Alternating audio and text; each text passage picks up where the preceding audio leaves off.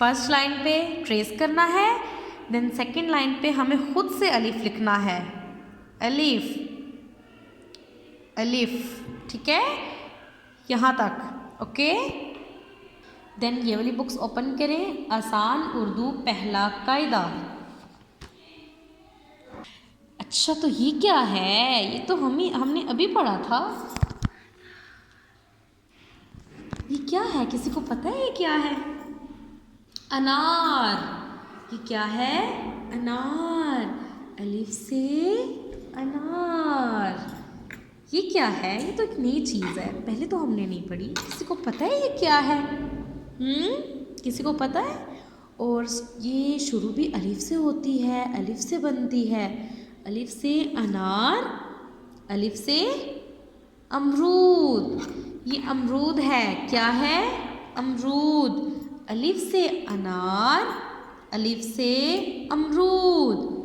ये देखें, नीचे बहुत सारे अलिफ लिखे हुए हैं, ठीक है, आपने ये पढ़ने हैं, ठीक है। अलिफ से अनार, अलिफ से अमरूद, और ये सब अलिफ, ठीक है। अब ये जो मैंने पढ़ाया है ये आपने याद करना है, ठीक है। अलिफ से अनार, अलिफ से अमरूद, ठीक है। अब ये वाली नोटबुक ओपन करें सब, ये होमवर्क वाली नोटबुक।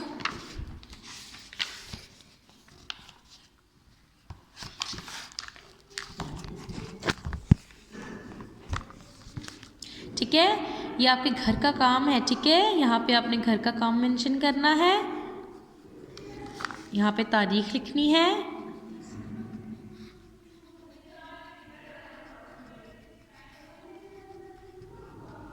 ठीक है।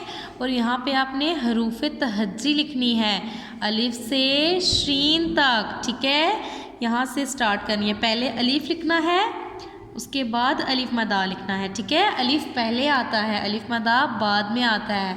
और ये लिखनी है शीन तक। पीजी में आपने पढ़ा है ना, शीन तक लिखी है ना आपने फिर से अलिफ से शीन तक लिखना है, ठीक है। और शीन आधा लाइन से नीचे और आधा लाइन के ऊपर, ठीक है।